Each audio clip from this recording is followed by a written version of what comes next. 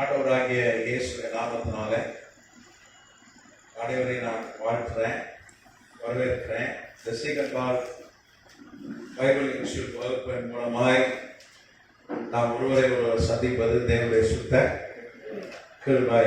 இறக்காம் கதை நாமம் பயன்படுவதாக சொன்னப்பட ஐயா பாஸ்டர்மா தேவ உடன்குடியர்கள் வந்திருக்க தேவ ஊழியர்கள் கர்த்தருடைய பிள்ளைகள் எல்லாம் என்னுடைய நன்றியை நான் தெரிவித்துக் கொள்கிறேன். கர்த்தரை ஆசீர்வதிப்பாராக. நம்ம கடந்த வகுப்பில் தானியேல் தீர்க்கதரிசி புஸ்தகத்தில் ஆய்வு செஞ்சோம்.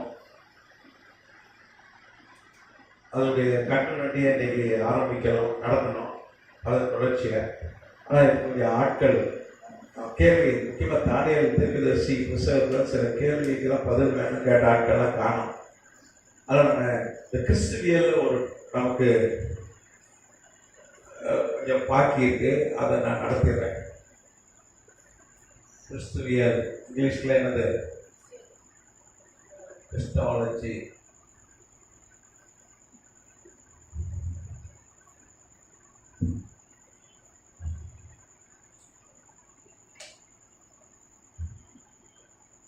ஆண்டவராக இயேசு கிறிஸ்துவை குறித்ததான ஒரு போதனை தான் கிறிஸ்துவியல். எப்போ இந்த பூமிக்கு மனிதனாக வந்தாரோ அப்போதான் கிறிஸ்துவை வெளிப்பட்டார் ஆண்டவர்.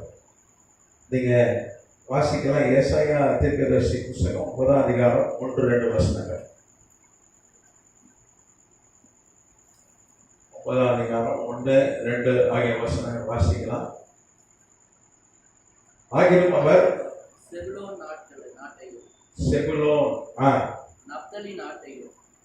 செபுலோன் நாடு, அப்புறம் நப்தலி நாடு இறுக்கமாய் ஈனப்படுத்தின முந்தின காலத்தில் இருந்தது போல அது இருந்திருப்பதில்லை.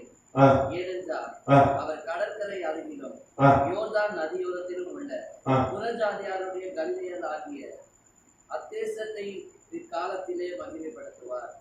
இருளில் நடக்கிற ஜனங்கள் பெரிய வெளிச்சத்தை கண்டார்கள். மரண இருளின் தேசத்தில் குடியிருந்தவர்களுக்கு வெளிச்சம் பிரகாசித்தது.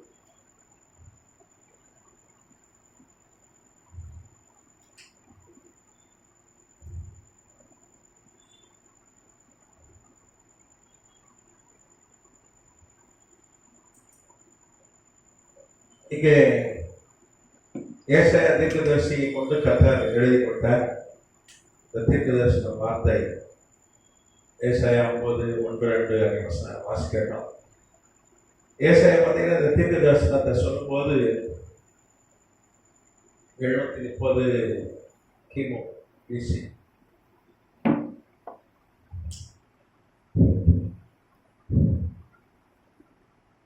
தீர்க்க தரிசனம் உரைக்கும் போது இதிலிருந்து பார்த்தீங்கன்னா 2025. இப்போ இந்திலிருந்து பார்த்தீங்கன்னா இந்திலிருந்து எத்தனை வருஷம்? இந்திலிருந்து இப்போ 2025 இருக்கோமா? அப்போ 730 கிமு ப்ளஸ் 2025 எவ்வளோ வருது? 2055. 755 ஆண்டுகள்.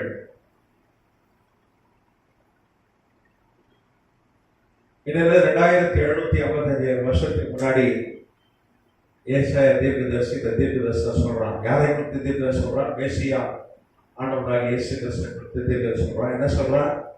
அவர் எங்கே ஊழியம் செய்வார்? பூமியிலே ஆண்டவர் மனிதனாக வரும் பொழுது அவர் செபுலோன் நாடு, நப்தலி நாடு, கலிலேய கடற்கரை, அது சுற்றில் இருக்கிற பட்டணங்கள், ஊர்கள், யோர்தான் நதியோர ஊர்கள், பட்டணங்கள், இங்கே தானே ஊழியம் செய்வார். இஸ்ரேல் உள்ள அது எல்லையை தாண்டாம ஊழியம் செய்வார் அப்படின்னு சொல்லி தீர்க்கதரிசனம் சொன்னா, நீங்க நல்லா கவனிக்கணும்.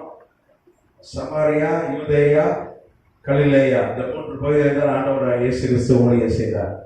அதை தாண்டி அவர் வெளியே போகவே இல்லை. சீசர்கள் தான் வெளிநாட்டுக்கு போனார். முதல் வெளிநாட்டுக்கு போனது யாரு? மார்க் 5ஆம் அதிகாரம் பார்த்தீங்கன்னா அங்கே கதிரை நாட்டை உள்ள ஆண்டவர் கதிரை நாட்டுக்கு போறாரு. அங்கே ஒரு வாலிபன், லேகியன் பிசாசு பிடித்த ஒரு வாலிபன், நீங்க மார்க் 5ஆம் அதிகாரம் 1-20 வரைக்கும் வாசித்தீங்கன்னா, கலிலேயா கடல் கரையில இருக்கிற கதிரேனர் என்கிற அந்த ஊருக்கு, அந்த நாட்டுக்கு போறார். அங்கே ஒரு வாலிபன் ஓடி வரான். அவனுக்குள்ள எத்தனை பிசாசு இருந்தது? 6000. லேகியன்னா 6000. லேகியன்றது என்னது? இங்கிலீஷ்ல 6000 சொல்றோம், தமிழ்ல 6000 சொல்றோம், ரோம மொழியில அது லேகியன் சொல்லுவாங்க. அப்ப 6000 பிசாசு ஒரு ஆளுக்குள்ள இருக்கு, ஒரு வாலிபனுக்குள்ள இருக்கு. உடம்பெல்லாம் காயம். அவனை சங்கிலியில கட்டினாங்கன்னா யாராலையும் கட்ட முடியல. அவன் கல்லறை தோட்டத்துல இருந்து ஓடி வருகிறான். அவனை கத்தர் விடுதலை ஆக்குறார். கத்தராமத்துக்கு சுத்திரம். அப்போ வேத பண்டிதர் அவன் பேர் வந்து கெர்சோன் என்று சொல்றாங்க. அவன் பேர் என்னது? கெர்சோன்.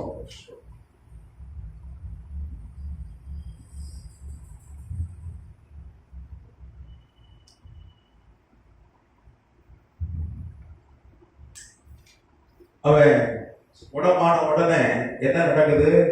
பிசாசு அவனுக்குள்ள அந்த பிசாசு கிடைக்கும் போது 2000 பண்டிகைகள் அங்கே மீந்து கொண்டிருக்கு. அதுக்குள்ள போகுது எல்லாம்.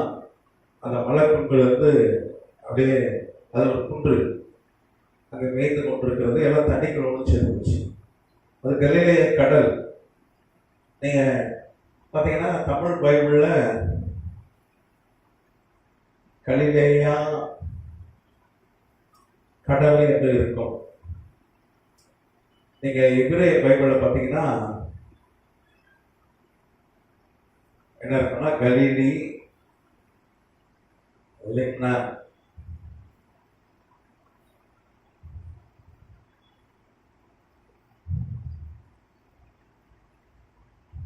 இது வந்து கிரேக்கம், கிரீக், கிரேக்க மொழி. கிரேக்க மொழியில் தான் புதிய ஏற்பாடு எழுதப்பட்டு நமக்கு 18ஆம் நூற்றாண்டுல சீகர் பால் கேட்கிற ஊழியரை கத்தர் எழுப்பி நமக்கு தமிழ்ல மொழிபெயர்த்து கொடுத்தார். இப்ப லிப்னன் அப்படின்னா வார்த்தை என்ன அர்த்தம்? லிப்னன்னா ஏரின்னு அர்த்தம். லிப்னன் என்ன அர்த்தம்? லேக். இப்ப கலிலேய கடல் என்று சொல்கிறோம். நான் பெரிய ஏரி. ஏன் ஏரின்னா நல்ல தண்ணீர் ஏரி. அது கலிலேய கடல் உப்பு தண்ணி கிடையாது, அது நன்னீர். நம்ம தமிழ்நாட்டில் பெரிய ஏரின்னு சொன்னீங்கன்னா வீராண ஏரின்னு சொல்லலாம். ரொம்ப பெருசு. அதை கடக்கிறதுக்கே ரொம்ப நேரம் ஆகும். வீராண ஏரியாவெல்லாம் பார்த்துருக்கீங்க. அது வழியா நான் பயணம் பண்ணியிருக்கிறேன். ஒரு 2-3 தடவை போயிருக்கிறேன் நினைக்கிறேன். 2 தடவை 3 தடவை போயிருக்கிறேன். அது பார்த்தீங்கன்னா ஒரு 3 தடவை போயிருப்பேன் நினைக்கிறேன். 3-4 தடவையோ ஞாபகம் இல்லை. ரொம்ப பெருசு. ஆனா அதை விட பல மடங்கு பெருசு இந்த கலிலேயா ஏரி கடல். எல்லையே தெரியாது, ரொம்ப பெருசு. இந்த கரையிலேருந்து அந்த கரைக்கு போனா பல கிலோமீட்டர் போகணும். அவ்வளவு பெருசு, பெரிய கடல். அதாவது ஏரி பெருசா இருக்கிறதுனால என்ன சொன்னாங்க, அதை கடல் என்று அழைத்தாங்க. ஆனால் அது லிப்னன் தான், நல்ல தண்ணி ஏரி. கலிலேய கடல் உப்பு தண்ணி கிடையாது, அது நல்ல தண்ணி ஏரி. அந்த நல்ல தண்ணி ஏரிக்குள்ள என்ன விழுந்துச்சு? 2000 பண்டிகைகள் விழுந்துச்சு. அன்னைக்கு ரோம பேரரசு தான் இஸ்ரேலை ஆளுகிறது. உடனே என்ன பண்ணிட்டாங்க? அதிகாரிகள் ஓடி வந்துட்டாங்க. ஏன்னா அது நல்ல தண்ணி. இப்பவே பாருங்களேன், ஒரு 10 நாய் விழுட்டுவேன். எங்க நம்ம சென்னை சுற்றின எவ்வளவு ஏரி இருக்கிறது, அங்கெல்லாம் நம்ம சம்பரம்பாக்கம், அப்புறம் புலர், பூண்டி ஏரியில தான் தண்ணீர் வருது. ஒரு 10 நாய் விழுந்தாலும், ஒரு 10 விலங்குக்குள்ள விழுந்தாலும் பெரிய பிரச்சனை. நான் தண்ணி தான் என்ன பண்ண போறோம்? குடிக்கிறோம். கரெக்டா? நமக்கு அது தண்ணி தான் வருது. அதே மாதிரி அன்னைக்கு அந்த தண்ணீர்ல 2000 பண்டிகை, யோசிச்சு பாருங்க, 2000 பண்டிகை விழுந்ததுனால பெரிய பிரச்சனை ஆயிடுச்சு. அதிகாரிகளும் வந்துட்டாங்க. அதனாலதான் அந்த கெர்சோன் பேர் நமக்கு தெரியுது. அதுக்கப்புறம் அவன் 6000 பிசாசு பிடிச்சவன கத்தர் விடுதலையாக்கினார். அவனை குறித்து நமக்கு நிறைய காரியங்கள் நமக்கு தெரியுது.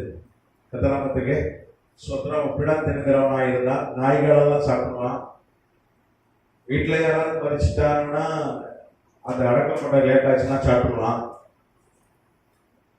அவ்வளவு கொடியவனா இருந்தவன். ஒரு பேருந்தாலே அட்டகாசம், பேய் இல்லாத அட்டகாசமே தாக்கல. வெளியே பிசாசு அவனை ஏவனா அவனே அடக்க முடியல. உள்ளுக்குள்ள ஒரு பேய் போச்சுன்னா ஐயோ என்ன அட்டகாசம். அவன் எத்தனை பேய் இருக்கு? 6000 பிசாசு. அதாவது வரலாற்று ஆய்வாளர்கள் என்ன சொல்றாங்கன்னா, லூக்கா 10 தான் முதல் ஆண்டவராக இயேசு கிறிஸ்து பிசாசு துரத்துகிற அதிகாரத்தை மனிதனுக்கே கொடுத்தார். உலகம் உண்டானது முதல் அது வரைக்கும் மனித இனத்துக்கு பிசாசை துரத்துகிற அதிகாரம் கொடுக்கப்படவில்லை. நீங்க பைபிள் பழைய ஏற்பாடு முழுக்க வாசிங்கன்னா பெரிய பெரிய ஊழியர்களா இருந்தாங்க, யாரும் பிசாசு துரத்தவே இல்லை. லூக்கா 10 தான் வந்து துள்ளி குதித்தார்கள். 70 பேர் அனுப்பினார். 29 கிபியில 29 AD அவரு 70 பேரை அனுப்பினார். வேதம் சொல்லுது 17ஆம் வருஷம் லூக்கா 10:17. பின்பு அந்த 70 பேரும் சந்தோஷத்தோடு திரும்பி வந்து, ஆண்டவரே உடைய நாமத்தினாலே பிசாசுகளும் எங்களுக்கு கீழ்ப்படுகிறது என்றார்கள். வசனம் ஆகிலும் உங்களுக்கு ஆவிகள் உங்களுக்கு கீழ்ப்படுகிறதற்காக நீங்கள் சந்தோஷப்படாமல் உங்கள் நாமம் பரலோகத்தில் எழுதியிருக்கிறதுக்காக சந்தோஷப்படுங்கள் என்றார். 19ஆம் வசனம், இதோ சர்ப்பங்களையும் தேள்களையும் மிதிக்கவும் சத்துருடைய சகல வல்லமை மேற்கொள்ள உங்களுக்கு அதிகாரம் கொடுக்கிறேன், ஒன்றும் உங்களை சேதப்படுத்த மாட்டார். அது வரைக்கும் அதிகாரம் கொடுக்கப்படல. பிற்பாடுதான் ஆண்டவர் அதிகாரம் கொடுக்கிறார். மோசைக்கு அதிகாரம் இல்லை. செங்கடலே அவன் ஜெபத்தை கேட்டு பிளந்தாரு. கண்மலை பிளந்து தண்ணீர் கொடுத்தார். வானத்திலிருந்து தேவதூதர் சாப்பிடுற உணவை கத்தர் கொடுத்தார். காடைகள் வந்து குவியும்படி செய்தார். 10 மாதைகள் தண்ணீரே ரத்தமாய் மாற்றின அற்புதம். கோள் பாப்பா மாறிச்சு.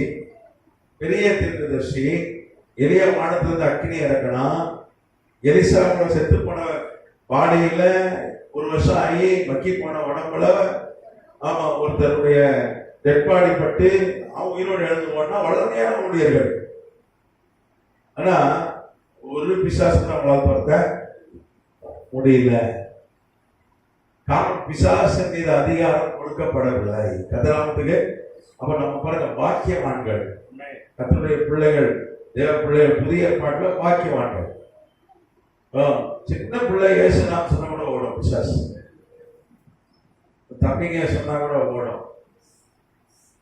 அப்பதான் பேச கத்துக்கிட்ட ஒரு 1.5 வயசு பிள்ளை சொன்னா கூட இயேசு நாமத்தை சொன்னா கூட பிசாசு எவ்வளோ. ஏன்னா நமக்கு அதிகாரம் கர்த்தர் கொடுத்திருக்கிறார். கர்த்தராமத்துக்கு சுத்துறோம். அன்றைக்கு அதிகாரம் இல்லை.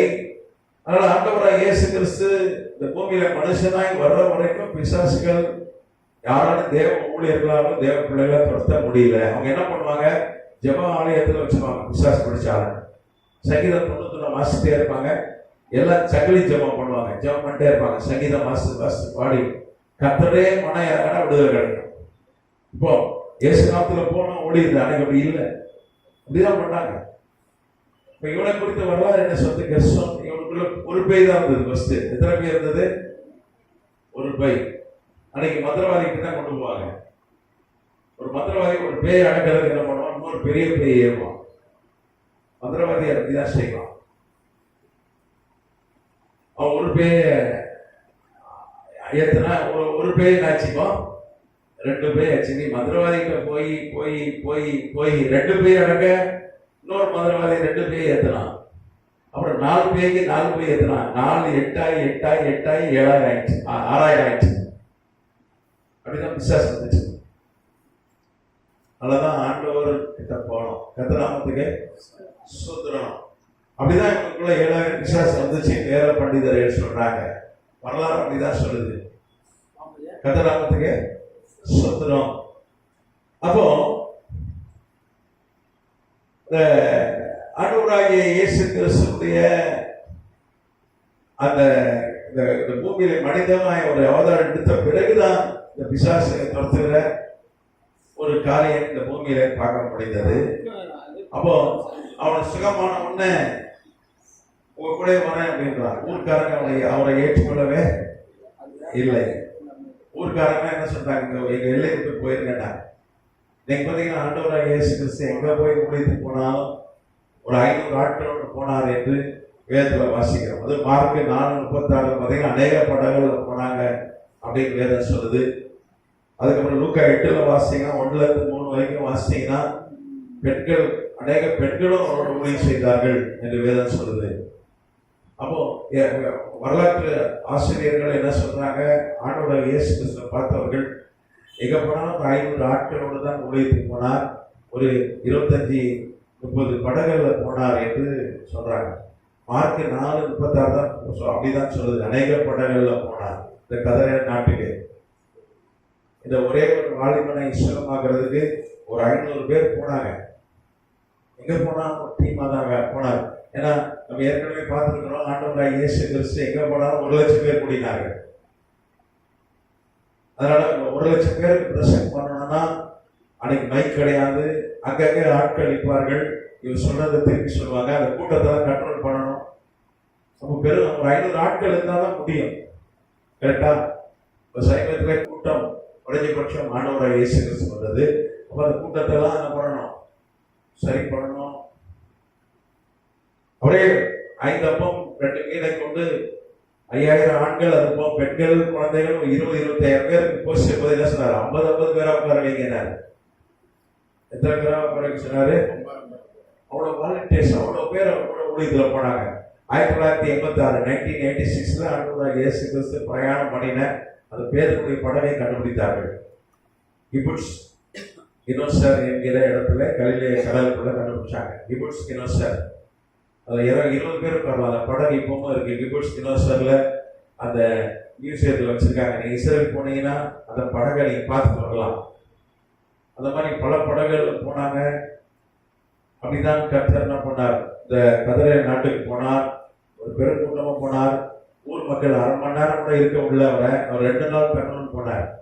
அங்க ஊழியம் செய்யணும்னு போனாரு. ஆனா ஊர் மக்கள் அவரை ரொம்ப வருத்தி போயிருக்கனால 1/2 hour திரும்பி போயிட்டார். நீங்க பாத்தீங்க பிரயாணம் 4 மணி நேரம், போகும்போது 4 மணி நேரம் பிரயாணம், வரும்போது படகுல. இன்னைக்கு மாதிரி வேகமா போற படகு அன்னைக்கு கிடையாது. தட்டு வலிக்கணும், காத்து அடிச்சுதான் ரொம்ப கஷ்டம். 4 மணி நேரம் படகுல பிரயாணம் பண்ணி அவருக்கு தூக்கம் வர இல்லை, ரொம்ப டயர்டு, படகுலே தூங்குறாரு. அப்ப காற்று அடிக்கிறது, கடல் முத்தளிக்கிறது, அதை அதட்டுகிறார். 500 பேரும் பார்த்துருப்பாங்க. அப்பா இப்பவே மிராக்கிள் ஸ்டார்ட் ஆயிடுச்சியா, இப்பவே மிராக்கிள்.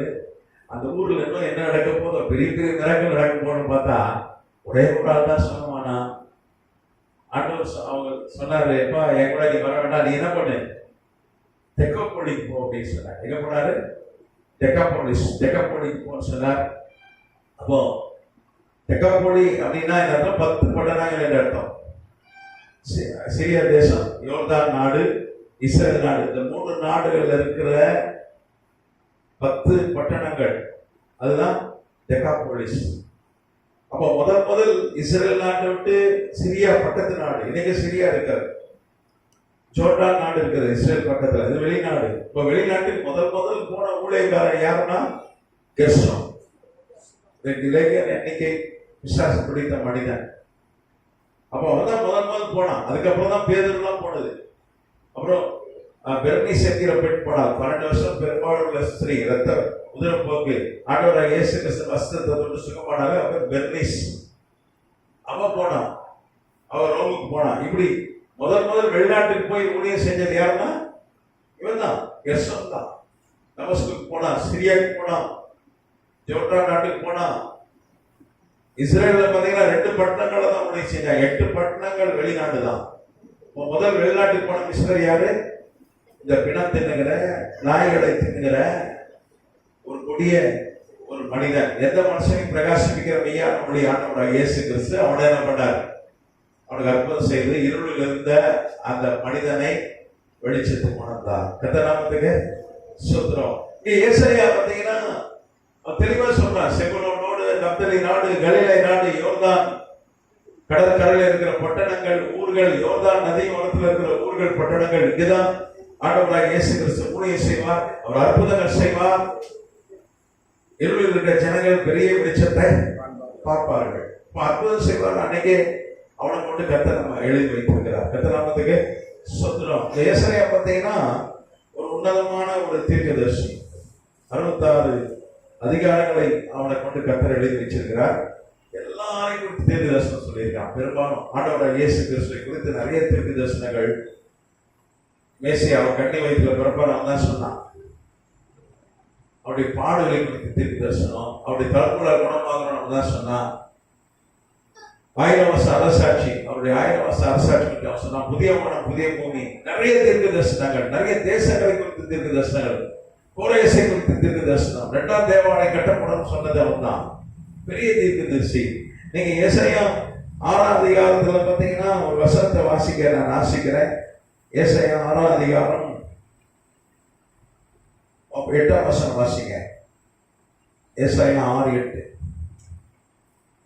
பின்பு யாரை நான் அனுப்புவேன், யார் நமது காரியமாய் போவார் என்று உரைக்கிற ஆண்டவருடைய சத்தத்தை கேட்டேன். அதற்கு நான் இதோ அடியேன் இருக்கிறேன், என்னை அனுப்பும் என்றேன். ஸ்தோத்திரம். இங்கே ஏசாயா ஜெபம் பண்ணும்போது ஒரு காட்சியை பார்க்கிறார்.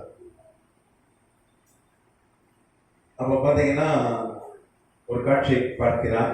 கதாநாமத்துக்கு ஸ்தோத்திரம். அங்கே பெரிய ஆண்டவர் உசியான ராஜா மரணம் அடைந்த வருஷத்துல ஆண்டவர் உயரமும் உன்னதமான சிங்காசனத்து மேல் வீட்டிற்கு பார்க்கலாம். அவருடைய வஸ்திரம் தொங்கலால் தேவாலயம் நிறைந்திருக்கிறது. சேராபீன்கள் தேவதூதர்களில் ஒரு வகை, ஒரு ரகம். சேராபீன்கள் அவருக்கு மேல நிற்கிறாங்க.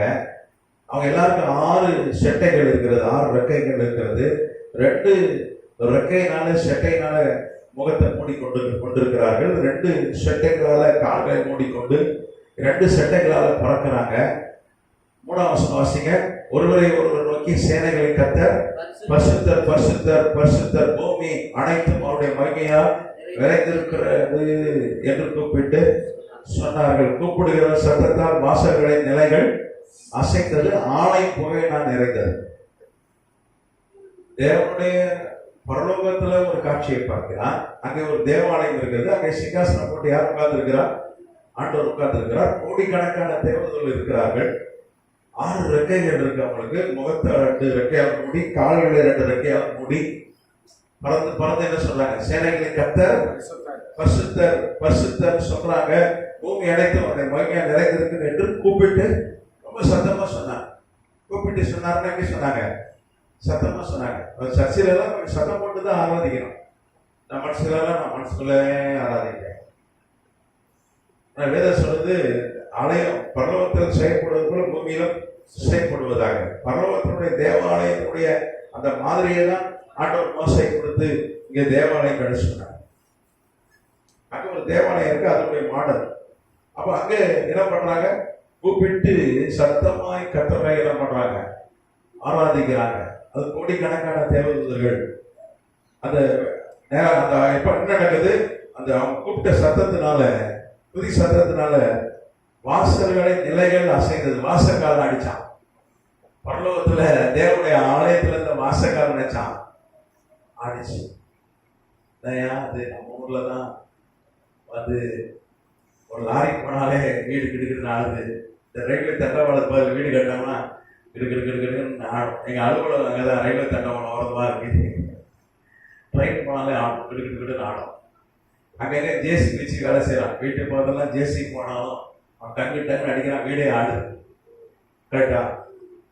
ஆனா இங்க பரலோக வாசக்காலே ஆடுது. அவ்வளவு சத்தம், அவ்வளவு எண்ணிக்கை உள்ள தேவதூதர்கள். கட்டநாமத்துக்கு அவங்க போடுற சத்தத்தினால என்ன பண்ணணும்? அப்படியே ஆடணும். சபை இருக்கிற வாசக்கால ஆடணும். இங்கே ஆட்டம் முடிக்குது. ஆண்டவர் சொல்றாரு, இவ்வளவு பேர் இருக்கிறாங்க, கர்த்தருடைய மகிமை பார்க்கிறாங்க. ஆண்டவர் சொல்றாரு, என் வேலையை செய்ய ஒரு ஆள் கூட இல்லை ஏசையா, நான் யாரை அனுப்புவேன்? யாரும் வரமாட்டேங்கான் வேலை செய்ய. இப்ப ஏசாயா கேட்டுப்பான், இவ்வளவு பேர் இருக்கிறானே, இவ்வளவு தேவதூதர்கள் இருக்காங்க, 6 ரெக்கை இருக்க, இவ்வளவு சத்தம் போடுறானே, இவ்வளவு வச்சு நீங்க வேலை செய்ய முடியாதா அப்படின்னு கேட்கும் பொழுது ஆண்டவர் சொன்னாருப்பா, சுவிசேஷம் அறிவிக்கிற பணியை நான் தேவதூதருக்கு கொடுக்கல, யாரும் கொடுத்திருக்கிறேன், மனிதர்களாக உங்களுக்கு தான் கொடுத்திருக்கிறேன் அப்படின்னு சொல்லி இங்கே ஆண்டவர் பேசுகிறார். நீங்க எபிரேயர் 2ஆம் அதிகாரம் 16ஆம் வசனம் வாசிங்க. எபிரேயர் 2:16. எபிரேயர் 2:16.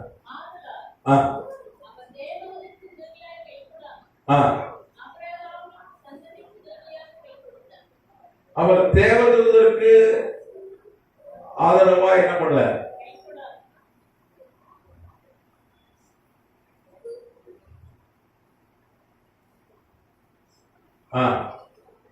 யார் கொடுத்திருக்கிறார்?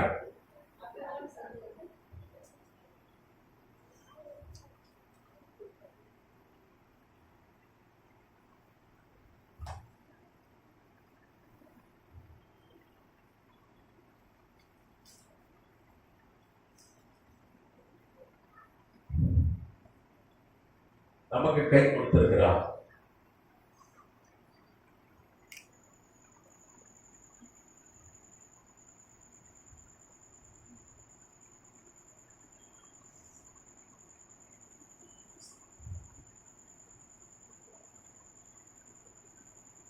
எதை சொல்லுது? எபிரேயர் 1ஆம் அதிகாரம் 14ஆம் வசனம், ரட்சிப்பை சுதந்திரிக்க போகிற நிமித்தம் ஊழியம் செய்யும்படி அவர்கள் எல்லாரும் அனுப்பப்படும் பணிவுடைய ஆவிகள் அல்லவா.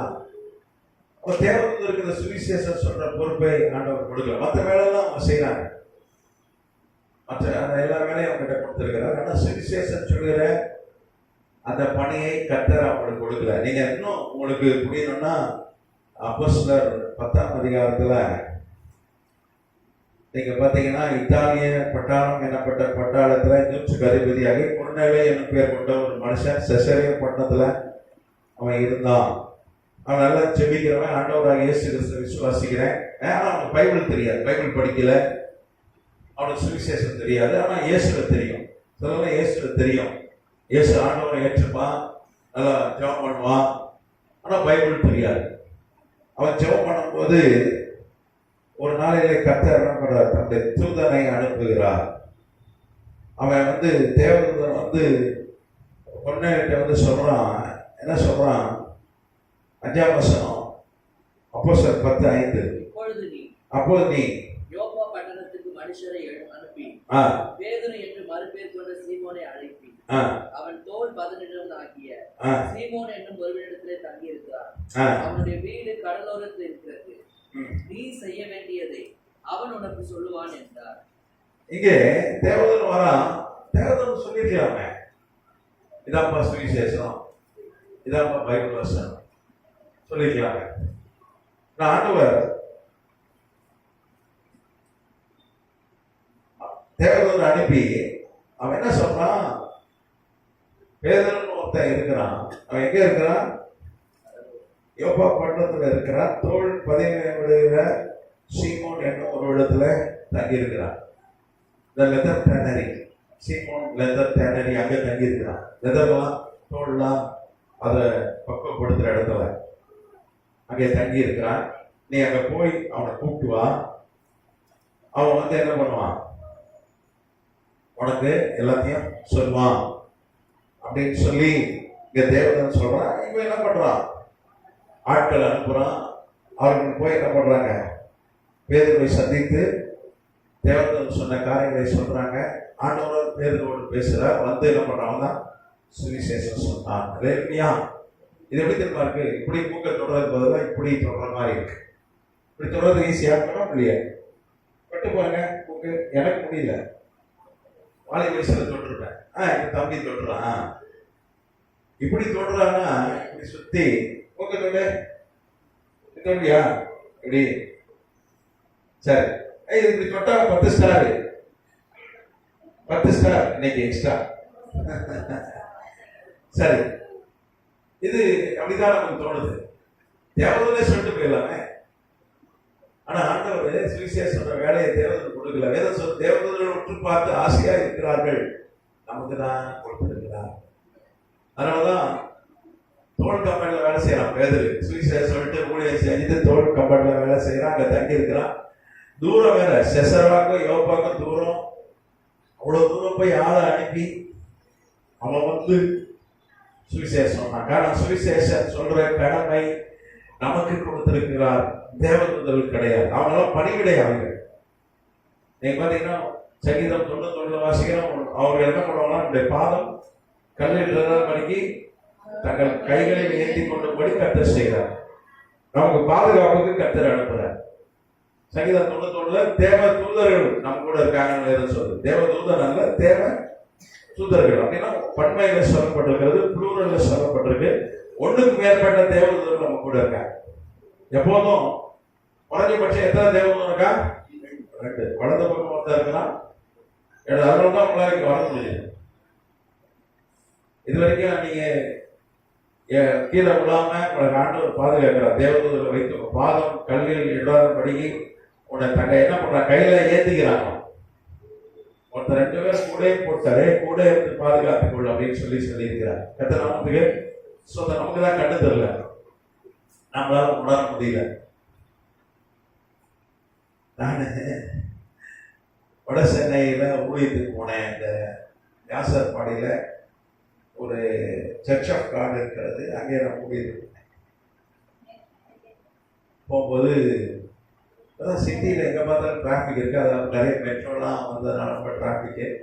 அங்கங்கே ரோடு எல்லாமே வந்து ரொம்ப டிராஃபிக்கு. நான் 2 வீலரில் போயிட்டு இருந்தேன். ரொம்ப டிராஃபிக், பயங்கர டிராஃபிக். ஒரு மணி நேரத்தில் போயிடலாம். ஆனால் அதோட 2 மடங்கு கூட டைம் ஆகுது. ரொம்ப லேட் ஆகிடுச்சு. என்ன பண்ணேன், கொஞ்சம் ஏறி போனேன். 2 வண்டிக்கு நடுவில் போந்தேன். உண்மையாக சொல்றேன், 2 வண்டிக்கு இடையில கேப்பே இல்லை. நான் இப்படிதான் வெளியே வந்து எனக்கே ஆச்சரியமா இருக்கு. நான் அவ்வளவுதான் போல இருக்கு, கரண்டு சார்ஜ் புடிஞ்ச மாதிரி புடிஞ்சிருவானுங்க போல இருக்கு. 2மே லாரி, பெரிய வண்டி, 2மே லோடு வண்டி. அப்பதான் யோசிச்சேன், கர்த்தர் தன்னுடைய தூதரை அனுப்பி என்ன பண்றாரு. அது ரொம்ப ஆச்சரியம். இன்னைக்கு கூட ஒரு 2 வீலர் போற அளவுக்கு கேப்பு நான் பூந்துட்டேன். கர்த்தர் பாதுகாத்தார். காரணம் தூதர்களை அனுப்பி என்ன பண்றாரு, பாதுகாக்கிறார். இந்த நேசகுமார் என் மகன் ஊழியத்துக்கு போறான், அவனை பாதுகாப்பான். நான் செய்ய தப்பு தான், போயிடக்கூடாது, முட்டாள்தனம். ஆனா போயிட்டேன். என்ன பண்றது, லேட் ஆகிட்டு போயிட்டேன், பாதுகாத்தேன். அப்ப நம்ம கூட ஆண்டவர் என்ன பண்ணாரு, எப்போதும் தேவதூதர்கள் நமக்கு துணையாக இருக்கிறார்கள். 2 குறைஞ்சபட்சம் 2 தேவதூதர்கள் நமக்கு பணிவிடை செய்யறது தான் கர்த்தர் நம்மளை வைத்திருக்கிறார். கர்த்தர் நாமத்துக்கு வேதம் சொல்லுது, நம்ம ஜெபிக்கும் போது ஒரு தேவதூதன் வந்து என்ன பண்றான், ஜெபத்தை எடுத்து அவர்கிட்ட கொண்டு போய் சேர்க்கிறான், பதில கொண்டு வந்து சேர்க்கிறான். நீங்க தானியேல் 10ஆம் அதிகாரத்தில் பார்த்தீங்கன்னா பதில் கொண்டு தரோம். அது போக வேதம் சொல்லுது, மத்தேயுல வாசிக்கிறோம், புதிய ஏற்பாடுல வாசிக்கிறோம், ஒரு தேவதூதன் எப்பொழுதும் நமக்காக பிதாவை தரிசிக்கிறான். நம்முடைய ரெப்ரசன்டேட்டிவாக நமக்காக ஒருத்தன் ஆண்டவர் முகத்தை தரிசித்தே இருக்கிறான். எல்லாம் சொல்றான், இந்த நேசகுமார் கிளம்பிட்டான், ஆண்டவரை எல்லாம் சட்டம் போட்டிருக்கிறான், பச்சை கலர் பேண்ட் போட்டிருக்கிறான், இப்படி எல்லாம் சொல்றான். லேட்டா போறான், சீக்கிரமா போறான், எல்லாம் சொல்றான். ஜாப் பண்ண மாட்டேங்கிறான், பைபிள் படிக்க மாட்டேங்கிறான், எப்பவும் செல்போன்ல கிடக்குறான். சொல்றேன், அவன் சொல்றான், எல்லாம் சொல்லிட்டே இருக்கான். இங்க நடக்கிறதுக்குள்ள யார் போய் சொல்றா? ஆமா. அப்ப பாருங்க, நமக்காக குறைஞ்சபட்சம் ஒரு 4-5 தேவதூதன் எப்போ வேலை செய்துட்டே இருக்கான். இந்த ஜெபிக்கிற ஆட்களுக்கு நிறைய தேவதூதன் வேலை செய்வான். ஏன்னா நீங்க ஜாப் பண்ணதெல்லாம் கொண்டு போய் ஜபத்தை போய் கொண்டு சேர்த்துட்டு திருப்பி பதில் கொண்டு வந்துட்டே இருக்கணும்ல. ஜாப் பண்ணாலும் ஆட்கள்னாலும் அவன் ரொம்ப ரெஸ்ட், அவனுக்கு நல்லா உட்காந்து ரெஸ்ட் எடுக்கிறான். யாரும் அவனை ரொம்ப வேலை வாங்குறா? ஜெபிக்கிற ஆட்கள். அதனாலதான் ஜாப் பண்ணணும். ஆண்டவர் சொன்னார், தேவதூதர்கள் ஏறுகிறது இறங்குறதே நீ பார்ப்ப, இதிலும் பெரிதான வேலை காண்பாய் சொல்லிட்டு என்ன சொன்னாரு, இது முதல் கொண்டு தேவதூதர் யார்கிட்ட சொன்னார், ஆண்டவர் நாத்தான்கிட்ட சொன்னார். தேவதூதர் ஏற இறங்கினா நீ ஜெபம் பண்ண ஆரம்பிச்சுட்ட. இனிமே தேவதூதர் என்ன பண்ணுவான், ஏறுகிறவன இறங்கினவனா இருப்பான். தேவதூதன் ஏறணும்னு இறங்கினா தான் ஆசீர்வாதம். கர்த்தர் நாமத்துக்கு ஸ்தோத்திரம். ஜெபம் பண்ணா தேவதூதன் ஏறுவான் இறங்குவான். ஜெபம் பண்ணாம இருந்தீங்கன்னா யாரும் ஏறுவா இறங்குவா? யாரை விலகலாமே என்று ஒருத்தர் வகை தேடி ஒருத்தர் சுத்தினே இருக்கிறான். கர்ச்சிக்கிற சிக்கிரம் போல யாரை விலகலாம். அதனாலதான் ஜெபிக்கும் போது தேவதூதர்கள் ஏறுவார்கள் இறங்குவார்கள்.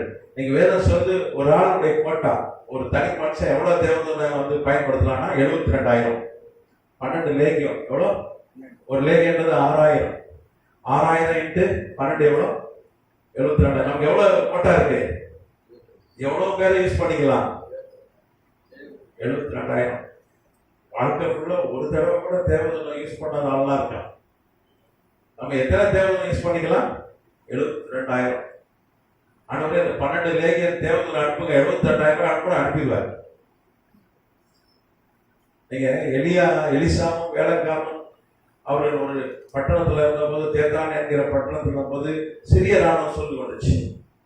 ஐயோ அவ்வளவுதான் அணைஞ்சு போனோம் அப்படின்னு சொன்னா, அப்போ ஆண்டவர் ஆவிக்குரிய கண்களை திறந்தார். அப்புறம் அக்கினி மயமான குதிரைகள் ரதங்கள் இருந்தது. அப்போ எலிசா சொன்னார், அவங்களோடு இருக்கிறவங்களை விட நம்மோடு இருக்கிறவர்கள் அதிகம். நீங்க ஜாப் பண்ணீங்கன்னா தேவதூதனை கொண்டு வந்து இறக்கிடுவார் ஆண்டவர். நம்ம கேட்கறதே இல்லையே. எனக்கு ஆண்டவர் தேவதூதனை கொஞ்சம் அனுப்பி விடுங்கன்னு ஜாப் பண்ணிருக்கீங்களா? ஜாப் பண்ணதே இல்லை. 72,000 பேர் நமக்காக வேலை செய்யறது கர்த்தர் வைத்திருக்கிறார். கர்த்தர் நாமத்துக்கு அதனால அவனா வேலை சொல்றது, அவர்களாம் வந்து பணிவிடை ஆவிகளாக இருக்கிறாங்க நமக்கு வேலை செய்யறது, ரட்சிப்பை சுதந்திரிக்கிறவங்க.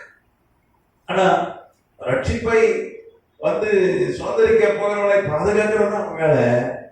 ஆனா ஒரு ஆள் ரட்சிக்கப்படுவதற்கு சுவிசேஷம் சொல்றது அந்த கிருபை அவங்களுக்கு கிடையாது. யாருக்கு ஆண்டவர் கொடுத்திருக்கிறார்? கர்த்தருடைய பிள்ளைகளாகிய நமக்கு கொடுத்திருக்கிறார். கர்த்தர் நாமத்துக்கு சுதந்திரம். வேதம் சொல்லுது, நீங்க 1 கொரிந்தியர் 9ஆம் அதிகாரம் 16ஆம் வசனம் வாசிங்க. சுவிசேஷத்தை நான் பிரசங்கித்து வந்தோம், மேன்மை பாராட்ட எனக்கு இடமில்லை, அது என் மேல் விழுந்த கடமையா இருக்கு. கடமை. அப்புறம் சுவிசேஷத்தை நான் பிரசங்கியாதிருந்தால் எனக்கு ஐயோ. பிரசங்கியா விட்டால் ஐயோ.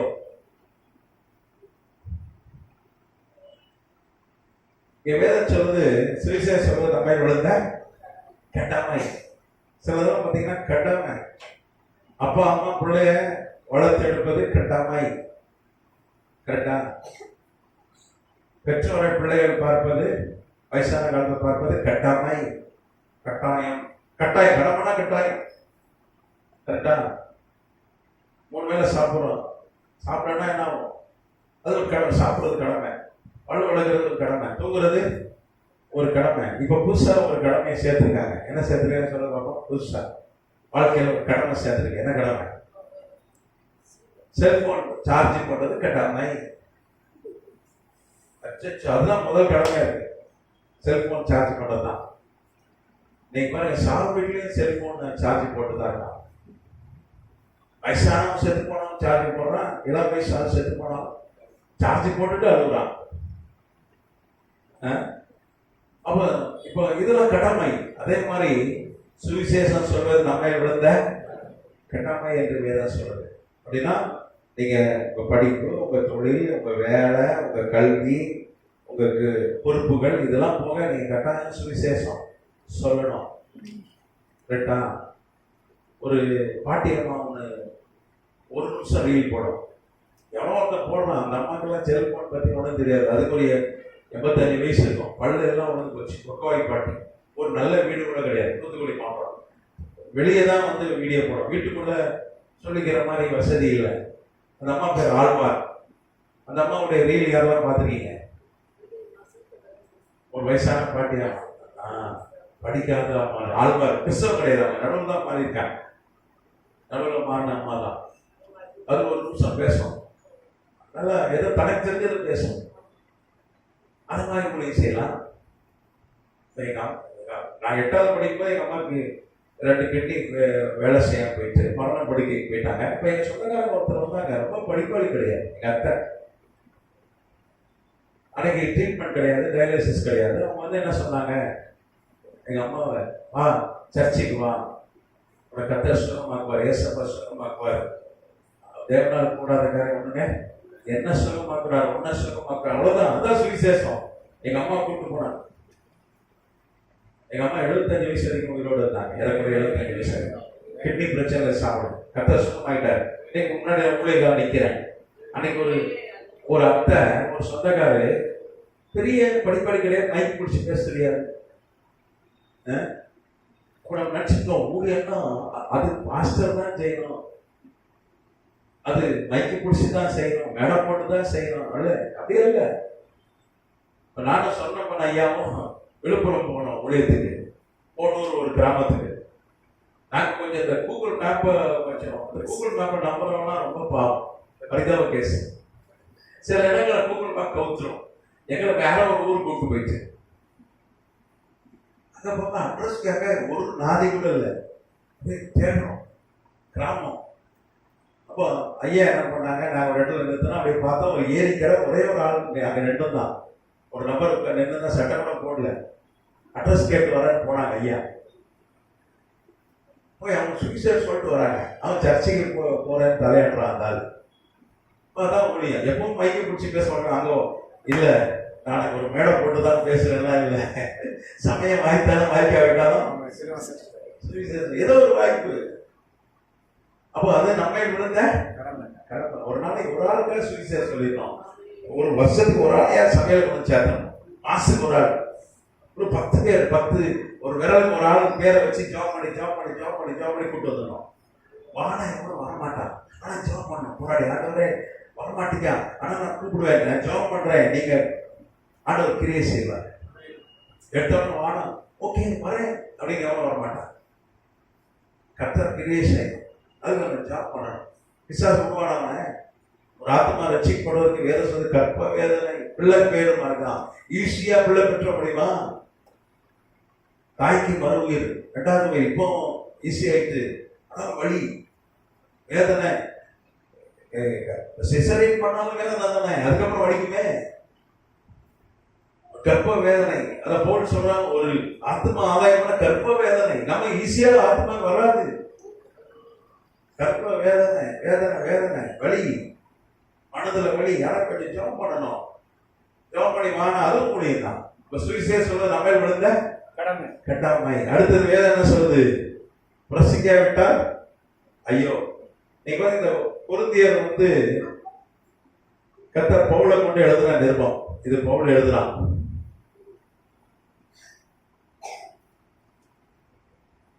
பவுலை கொண்டு கர்த்தர் எழுதுன நிருபம்.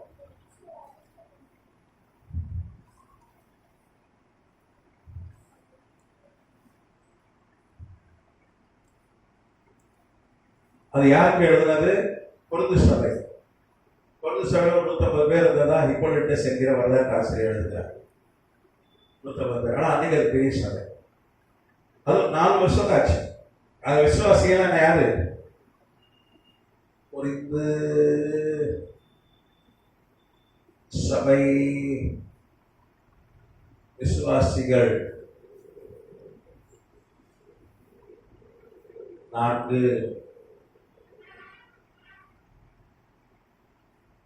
ஆண்டுகள் ரட்சிக்கப்பட்டு என்னது? ரட்சிக்கப்பட்டு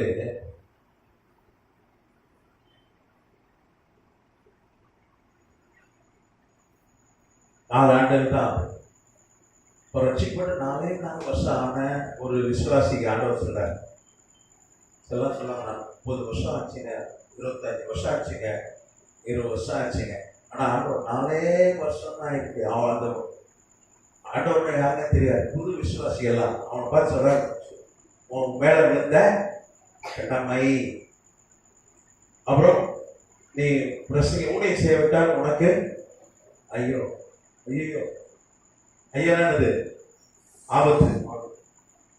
உன் வாழ்க்கையில ஆபத்து வரக்கூடாதுன்னா நீ என்ன பண்ணணும்? எப்படியாவது சுவிசேஷம் சொல்லணும். அதுக்குன்னு மேடம் போட்டு மைக் போட்டு வேலையை விட்டுறேன், தொழிலை விட்டுற அப்படியா இல்லை. சான்ஸ் கிடைக்கும் போது போராடணும், வர கடைக்கு போராடணும், ஒரு ரேஷன் கடைக்கு போறீங்க, தண்ணி குடிக்க போறீங்க, ஏதோ ஆண்டவர் சொல்லி இல்லைன்னா ஆபத்து வரும். சிலர் நினைப்பாங்க, என்னங்க நான் ஆண்டவரை தேடுறேன், உலக சபைக்கு போறேன், ஞானஸ்நானம் எடுத்துட்டேன், திருவிழா பக்கம் எடுக்கிறேன், பாஸ்டிங் ப்ரேயர் போறேன், ஆன்லைன் ப்ரேயர் போறேன், நேசகுமார் பைபிள் ஸ்டடி எடுக்கிற அது கூட போறேன். ஆனா ஆபத்து ஏங்க போக மாட்டீங்கன்னா, நீ சுவிசேஷனால ஆபத்து நீங்க நம்ம விழுந்த கடமை. அது ஏசாயா ஆண்டவர் சொல்றாரு, எப்பா இந்த சுவிசேஷம் சொல்றதுக்கு மனிதர்களே நான் எதிர்பார்த்திருக்கிறேன், தேவதூதர்களை அல்ல அப்படின்னு சொன்ன போதுதான் ஆண்டவருடைய ஏக்கம் அவனுக்கு புரிந்தது. உடனே என்ன சொல்றான், அதான் நம்ம வாசம் ஏசாயா 6:8 பின்பு யாரை நான் அனுப்புவேன், யார் நமது காரியமாய் போவான் என்று உரைக்கிற ஆண்டுடைய சத்தத்தை கேட்டேன், அதற்கு நான் இதோ அடியேன் இருக்கிறேன், என்னை அனுப்பும் என்றேன். பாருங்க, பைபிள்லே பார்த்தீங்கன்னா கூப்பிடாதே ஊழியத்துக்கு போனவன் யாரு? அவர் கூப்பிடல. ஏசாயா நீ பாப்பா ஊழியம் செய்ய யாருமே இல்லை. ஏசாயா ஊழியம் செய்யறதுக்கு அறுவடைய மிகுதி ஆட்களும் கொஞ்சம் இருந்தார். நமக்கு அறுவடைக்கு ஆள் இல்லை, ஊழியம் செய்ய ஆள் இல்லை அப்படின்னு சொன்ன பொழுது அவன் சொன்னான், நான் வரேன் போறேன். அவன் ஒப்பு கொடுத்தான். கர்த்தராமத்துக்கு ஸ்தோத்திரம். நீங்க பாத்தீங்கன்னா 8ஆம் வசனம் ஏசாயா 8:3 வாசிங்க. 8:3 நான் தீர்க்கதரிசியானவளை சேர்ந்தபோது அவள் கர்ப்பவதியாக ஒரு குமாரை பெற்றாள். அப்பொழுது கர்த்தர் என்னை நோக்கி மகேர் சலால் அஸ்பாஸ் என் பெயரை அவனுக்கு இடு என்றார். இங்க ஏசாயாவுடைய மனைவி குறித்து சொல்லப்பட்டிருக்கு. அவன் யாரு? தீர்க்கதரிசி ஆனவள். அவன் பேர் ஆயே. ஞாபகம் வச்சிருக்கீங்களா சிஸ்டர்?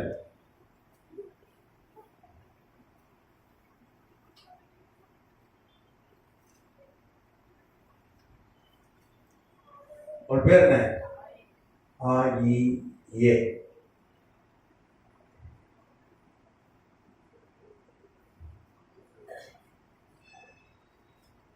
ஆயே பைபிள்ல பேர் இல்லை, வரலாற்றுல பேர் இருக்கிறது.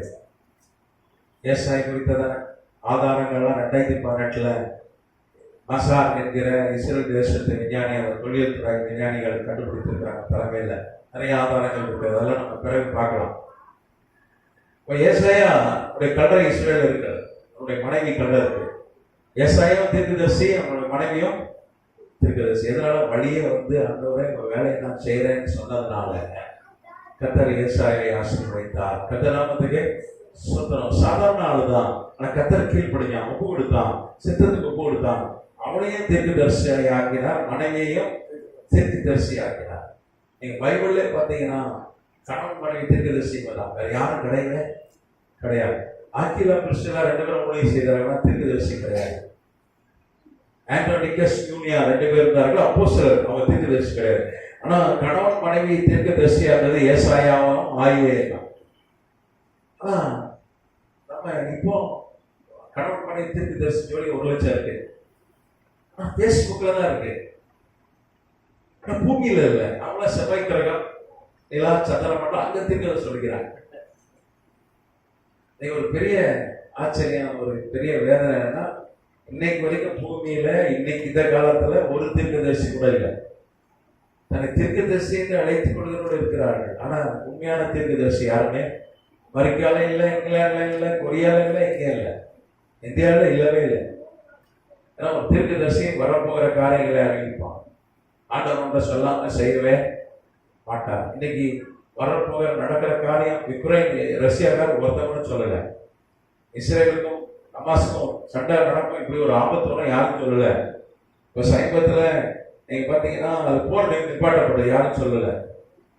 பயங்கரமான சூறாவளி இங்கே ஜமைக்கால 300 கிலோமீட்டர் வேகம், 75 சென்டிமீட்டர் வேகம், யாருமே சொல்லல. இதெல்லாம் ஒரு அபூர்வமான நிகழ்வு. சொல்றேன், ஒரு தீர்க்கதரிசி வச்சு எல்லாம் சொல்லுவார்.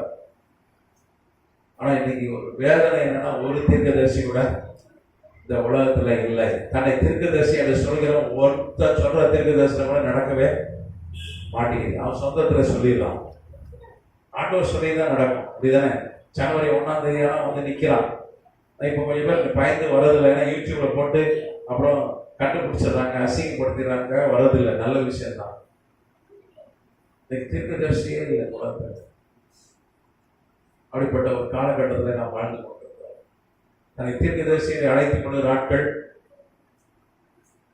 எல்லாருக்கும் தீர்க்கதரிசனம், எல்லாத்துக்கும். நானும் சில நேரங்களில் தீர்க்கதரிசனம் சொல்றேன், சொல்லி இருக்கிறேன், கர்த்தர் அதை நடத்திருக்கேன். அது வேறு. தீர்க்கதரிசி என்றவன் உலகத்தை குறித்து தீர்க்க எப்போ சொல்லிட்டே இருப்பான். இப்போ ஆண்டவர் இருக்கிற நாளைக்கு கூட நான் வெளியூர் போகிறேன், விழுப்புரம் கார்ல தான் போறேன், கார் ஓட்டிட்டு போவேன். நான் கார் ஓட்டுறதுனால நான் டிரைவர் அல்ல, நான் யாரு? நான் பைபிள் டீச்சர். கரெக்டா? நான் எங்க வீட்டுல சமைக்கிறேன். சில நேரங்கள் என்ன பண்ணுவேன்னா போய் சமைப்பேன், ஹெல்ப் பண்ணுவேன் வீட்டுல. சமைக்கிறதுனால குக் கிடையாது, கேட்டரிங் ஆள் இல்லை. ஆனா அந்த துறையில இருக்கிறவங்க என்ன பண்ணுவாங்க, எப்போதும் செய்வாங்க. நான் சொல்றது நீங்க புரிஞ்சிருப்பீங்க. கரெக்டா? அப்போ தீர்க்கதரிசிங்கிறவங்க தீர்க்கதரிசியா தான் எப்பவும் இருப்பான். ஊழியக்காரன் தீர்க்கதரிசி சொல்லுவான், கத்தநாமத்துக்கு சொந்தம். ஆனா இப்ப நான் பைபிள் டீச்சர், ஆனா தீர்க்கதரிசனம் வரும். ஆண்டவர் கொடுத்தா சில இடங்கள்ல தீர்க்கதரிசனம் வருகிறது, நிறைவேறுகிறது, கத்தநாமத்துக்கு சொந்தம். ஆனா தன்னை நான் தீர்க்கதரிசி அல்ல, நான் தீர்க்கதரிசி என்று சொல்லிக் கொள்ள முடியாது, சொல்லிக் கொள்வது இல்லை. கரெக்டா? ஆனா இன்னைக்கு பேஸ்புக்ல கணவன் மனைவி தீர்க்கதரிசி 1,00,000 ஜோடி இருக்கியா? நீ பேஸ்புக்ல தேடினீங்கன்னா 1,00,000 ஜோடி இருக்கு. ஆனா உண்மையான தீர்க்கதரிசியா கர்த்தர் ஏசாயாவையும் ஆயியை வைத்திருந்தார். காரணம், அவர்கள் அவன் ஒப்பு கொடுத்த, ஆண்டவரே நான் போறேன், என்ன ஏதோ அடியேன்னு இருக்கிறேன், என்ன அனுபவம் என்றான். கர்த்தநாமத்துக்கு ஸ்தோத்திரம். அப்ப ஏசாயா கொண்டுதான் மேசியா ஆண்டவராக இயேசு கிறிஸ்து பூமியிலே எங்கெல்லாம் ஊழியம் செய்வார், அவர் அற்புதங்கள் செய்வார், இருள் இருக்கிற ஜனங்கள் பெரிய வெளிச்சத்தை காண்பார்கள் என்கிற தீர்க்க தரிசனம் உரைக்கப்பட்டது. கர்த்தராக ஸ்தோத்திரம். நீ பாருங்க, ஆண்டவராக இயேசு கிறிஸ்து இந்த பூமியிலே மனிதனாய் வந்த பொழுது அவர் யோவான் 2ஆம் அதிகாரத்துல அவர் அற்புதம் செஞ்சார். யோவான் 2:11 சொல்லுது, தண்ணீர் என்ன பண்ணாரு? காணா ஒரு கல்யாண வீட்டுல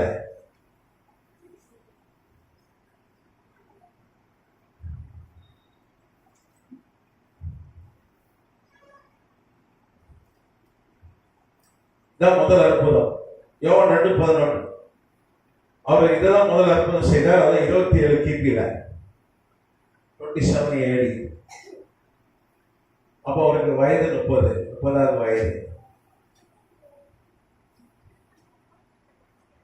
இந்த சில ஆட்கள் சொல்லுவாங்க, அவர் சின்ன வயசா இருக்கும் பொழுது களிமண்ணில் அவர் பறவை செய்தார், அது உயிர் பெற்று பறந்து போச்சு. ஆட்டுக்குட்டி செஞ்சார், பறந்து போச்சு. இப்படிலாம் கதை சொல்லுவாங்க.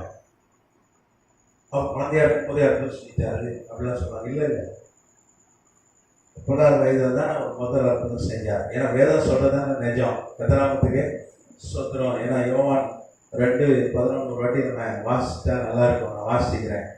யோவான் 2:11. இவ்விதமாக இயேசு இந்த முதலாம் அற்புதத்தை கலிலேயா கானாவுக்குள்ளே செய்து தம்முடைய மகிமையை வெளிப்படுத்தினார். அவருடைய சீஷர்கள் அவரிடத்தில் விசுவாசம் வைத்தார்கள். அப்போ முதல் அற்புதம் இந்த பூமியில மனிதனாக இருந்தபோது 30 வயசு ஆன போது 27 கிபியில 27 AD தான் செய்தார். அதுதான் அவர் 730 கிமுல அவர் இந்த அற்புதத்தை செய்கிறதற்கு ஒரு 257 ஆண்டுகள் முன்பாக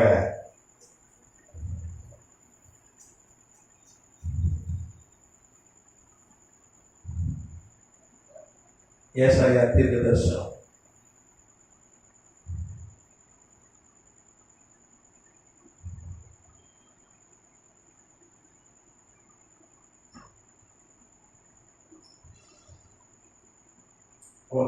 சொல்லி 757 ஆண்டு கழித்து மேசியா ஆண்டவராக இயேசு கிறிஸ்து முதல் அற்புதத்தை செய்தார். அதுக்கப்புறம் 3 ஆண்டுகள் கணக்கில்லாத அற்புதங்களை அவர் செய்தார். அல்லேலூயா. எண்ணிக்கை அடங்காத அற்புதங்களை செய்தார். அதெல்லாம் வேதத்தில் எழுதுனா புஸ்தகம் கொள்ளாது என்று வேதம் சொல்லுது. கொஞ்சம் காரியங்களை நமக்கு காண்பித்து கொடுத்திருக்கிறார் ஆண்டவர். கர்த்தநாமத்துக்கு ஸ்தோத்திரம். ஒரே ஒரு அற்புதத்தை நம்ம பார்க்கலாம். யோவான் 9ஆம் அதிகாரம் 7ஆம் வசனம் வாசிங்க. யோவான் 9:7.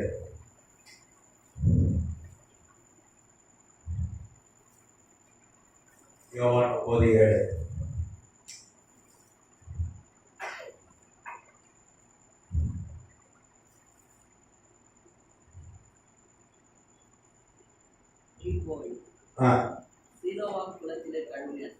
நீ போய் சீலோவாம் குளத்திலே கழுவு என்றார். சீலோவாம் என்பதற்கு சீலமாம் என்பதற்கு அனுப்பப்பட்டவன் என்று அர்த்தமா? அனுப்பப்பட்டவன் என்று அர்த்தமா? நீங்க பாருங்க, இங்க யோவான் 9ஆம் அதிகாரம் 7ஆம் வசனம் வாசனம், அங்க ஒரு குருடனை குறித்து சொல்லப்பட்டிருக்கு. நீங்க 1ஆம் அதிகாரம், இந்த யோவான் 9ஆம் அதிகாரம் 1-12 வரைக்கும் வாசிச்சீங்கன்னா, 1-12 வரைக்கும் வாசிச்சீங்கன்னா அந்த அற்புதம் அங்கே சொல்லப்பட்டிருக்கிறது. நீங்க 1ஆம் வசனம் சொல்லுது, பிறவி குருடன். யார பிறவி? அவன் பேர் அதில் போட்டிருக்கா? பேர் போட்டிருக்கு? பேர் போட்டிருக்கா? அது வேற, பர்தலமே வேற கூட, இது வேற. நிறைய குருடர்களை கொண்டாடுறாங்க. இவன் பேர் பார்த்தீங்கன்னா பைபிள்ல இல்ல, பேர் வந்து செலிடோனியஸ். பேர் செலிடோனியஸ்.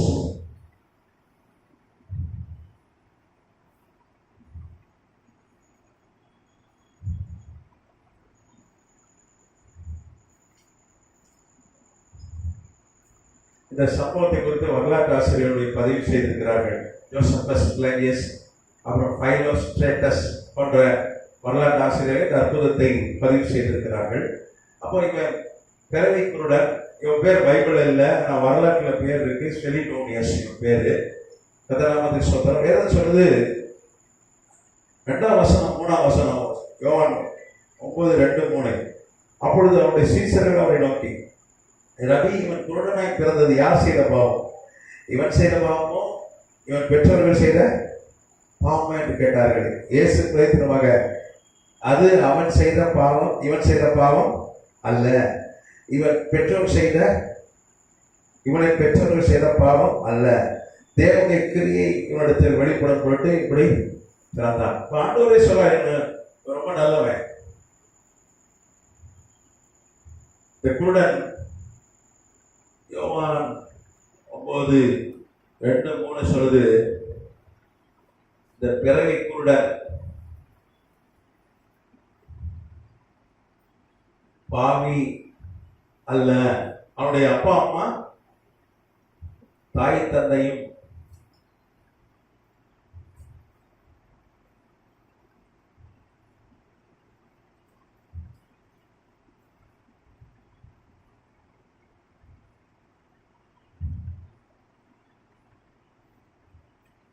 ரொம்ப நல்லவர்கள். ஆண்டவரே சொல்ல, நல்லவங்க, பாவிகள் கிடையாது.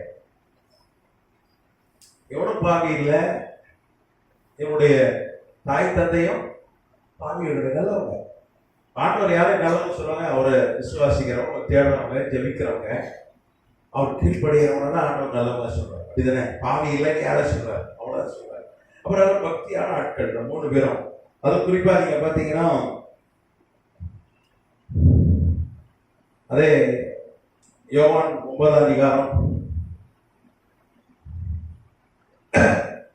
31,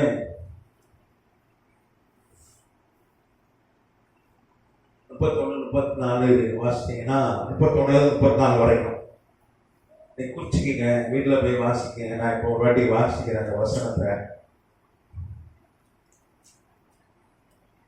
பாவிகளுக்கு தேவன் செவி கொடுக்கிறதில்லை என்று அறிந்திருக்கிறோம். ஒரு தேவ பக்தி உள்ளவனாய் இருந்து அவருக்கு சித்தமானவை செய்தால் அவனுக்கு செவி கொடுப்பார். அவர் தேவனிடத்திலிருந்து வராதிருந்தால் ஒன்றும் செய்ய மாட்டாரே என்றார். இங்கே இந்த பிறவிக்குடன் சுகமான உடனே இந்த யூத மத தலைவர்கள் வந்து என்ன கேள்வி மேல கேள்வி கேட்கிறாங்க. அவங்க ஒத்துக்க மாட்டேங்கிறாங்க. ஆண்டவர் சொன்ன சொல்லு, இயேசுக்கு எதிராக இருந்தவர்கள் அவர்கள் இயேசுவை பாவி என்று சொன்னார்கள். அப்ப அவன் சொன்னா, வசனத்தை சொல்றான் பாருங்க, உள்ள நல்ல தெளிவா என்ன சொல்றான் வசனத்துல, பாவிகளுக்கு தேவன் செவி கொடுக்கறதுல இல்லை. ஒரு தேவ பக்தியுள்ளவனாய் இருந்து அவர் சித்தமானதை செய்தால் அவர் செவி கொடுத்தார். அவர் தேவனத்தில் வராதிருந்தால் ஒன்றும் செய்ய மாட்டார் என்றார். அப்ப நல்ல பைபிள் தெரிஞ்சவன். இந்த சம்பவம் எப்ப நடக்குதுன்னா, 29 கிபியில, ஏறக்குறைய 2000 வருஷத்துக்கு முன்னாடி. பைபிளே பார்த்தீங்கன்னா இப்பதான் 1540 தான் முழு பைபிள் அச்சடிக்கப்பட்டு, அது எப்போ ஒரு 500 ஒரு 480 வருஷத்துக்கு முன்னாடி தான் முழு பைபிள் அச்சடிக்கப்பட்டு எல்லாருக்கும் கிடைச்சிருக்கு. இன்னைக்கு உலகத்துல பாத்தீங்கன்னா ஒரு ஆளுக்கு 3 பைபிள் இருக்கு. 800 கோடி ஜனம் 3 பைபிள் 4 பைபிள் இருக்கு. ஒருத்தருக்கு எத்தனை பைபிள் இருக்கு? 4 பைபிள் இருக்கு. ஆனா அன்னைக்கெல்லாம் பைபிள் இவங்க காலத்துல பைபிள் வாசிக்க எங்க போனோம் தெரியுமா? புக் பைபிள் கிடையாது. அப்பலாம் தோல் சொல்றதா அது ஜெப ஆலயத்துல இருக்கும், இல்லைன்னா தேவாலயத்துல இருக்கும். இவனுக்கு கண்ணு தெரியாது, எப்படி வாசிக்கிறது? யாராவது கொஞ்சம் வாசிங்க அப்படின்னு கெஞ்சினா வாசிட்டு காட்டிட்டாதான் உண்டு. அவன் பாருங்க, வேத வசனத்தை மீது அவ்வளவு ஆர்வமா இருந்தவன், நல்லவன், அப்பா அம்மா நல்லவர்கள், ரொம்ப பக்தியான வேத வசனத்தை. அதுவும் அவ்வளவு இன்னைக்கு பைபிள் புக்கை கையில கொண்டாட படிக்க மாட்டேங்கான். ஆனா பைபிள் படிக்கணும்னா என்ன பண்ணணும்? ரொம்ப தூரம் கண்ணு தெரியாது, யாராவது தடவி தான் போகணும், யாராவது வாசிக்கிறத கேட்கணும். ஏன்னா தோல் சொல்ற பெருசு பெருசா இருக்கும். இப்ப எவ்வளவு ஆர்வம் தான் பைபிள் வாசிப்பான் அப்படிப்பட்டவன். ஆனா அவனுக்கு என்னது? கண்ணு தெரியல. அவன் யோசிச்சிருப்பான், பாவி பயிர்களும் நல்லா பார்க்கலாம், அப்பா அம்மா அயோக்கிய பணம் பண்றான், அம்மா பிள்ளைலாம் நல்லா இருக்கு. ஆனா எங்க அப்பா அம்மாவும் பக்தியானவர்கள், நல்லவர்கள், நானும் பைபிள் வாசிக்கிறேன், ஆண்டவரை தேடுறேன். இங்க பாத்தீங்கன்னா வேதம் சொல்லுது, இவனுக்கு வந்து அப்ப 20 வயசு ஆயிடுச்சு, 20 வயசு தாண்டிட்டு. ஏன்னா வசனம் 23 சொல்லுது, அவன் வயசு வந்தவன் என்று யோவான் 9:23 சொல்லுது. அது நிமித்தம் இவன் வயதுள்ளவனா இருக்கிறான், இவனையே கேளுங்க என்று அவன் தாய் தகப்பன்மார் சொன்னார்கள். திருமணம் ஆகாத தாய் தகப்பன்மார் என்ன சொல்றாங்க? இவனுக்கு 20 வயசு. வசனம் 9:23. இவனுக்கு எவ்வளவு வயது? 20 வயது. 20+. இப்ப 20 வருஷமா குருடனா இருக்கிறான், பிறந்தது பார்த்ததே இல்லை. எப்படி இருக்கும்? நல்லவன் வேற, ஆண்டவரை விசுவாசிக்கிறான், பைபிள் வாசிக்கிறான், பக்தியா இருக்கிறான், அப்பா அம்மா பக்தியா இருக்கிறாங்க. ஆனா அவங்க வீட்டுக்கு என்ன இப்படி ஒரு பிரச்சனை? என்ன பிரச்சனை? கண்ணு தெரியல. எப்படி இருக்கும்? எல்லாம் ஏசி இருப்பான். அவனுக்கே உள்ளுக்குள்ள என்ன வந்திருக்கும்? ஐக்கிய பயிர்கள் நல்லா இருக்கான், நான் ஆண்டவரை தேடுறேன், நான் பிறந்ததுல குருடனா இருக்கேன். ஆனா ஆண்டவர் ஒரு காரியம் சொல்லிட்டாரு. என்ன சொல்லிட்டாரு? யோவான் 9:3 தேவனுடைய கிரியைகள் இவனிடத்தில் வெளிப்படும் பொருட்டு இப்படி பிறந்தான். ஆண்டவர் இந்த பூமியில மனுஷன் வரும்போது அவனை சந்திக்கணும்னு திட்டம் போட்டார். ஆண்டவரை நேரில் சந்திச்சான். அவர் வந்து என்ன பண்ண, அவனை தொட்டு சுகமாக்குறார். அல்லேலூயா. இப்ப தேவனுடைய கிரியை வெளிப்பட்டது. இந்த செலிடோனியஸ் பெரிய ஊழியக்காரன் ஆயிட்டான். பிறகு பெரிய ஊழியம் செய்தான், கர்த்தருக்காக பெரிய ஊழியம் செய்தான், நிறைய சபைகளை கட்டினான். அப்ப ஆண்டவர் ஒரு திட்டம் வச்சார். ஆனா அந்த திட்டம் அவன் வாழ்க்கை நிறைவேறதுக்கு ஒரு 20 வருஷம் கடுமையா பாடுபட வேண்டியது இருந்தது. கர்த்தர் நாமத்துக்கு சில நேரங்கள் ஆண்டவர் அப்படிதான் நடத்துறாரு. அவருடைய வழி வேறு, நம்முடைய வழி வேறு. நம்ம பார்ப்போம், யோகி பையன் நல்லா இருக்கான், நான் வந்து ஆண்டவர் தரட்டும், எனக்கு எதுவும் வாய்க்கல அப்படின்னு நினைக்கலாம். ஒரு தேவனுடைய திட்டம் நிறைவேறதுக்காக, அவருடைய தேவனுடைய கிரியை நம்மிடத்துல வெளிப்படும் பொருட்டு இதெல்லாம் கர்த்தர் அனுமதிக்கிறார். கர்த்தர் நாமத்துக்கு சுதந்திரம். இதனுடைய தொடர்ச்சியை நம்ம அடுத்த வகுப்புல பார்க்கலாம். டைம் ஆச்சு. கர்த்தர் உங்களை ஆசீர்வதிப்பார்.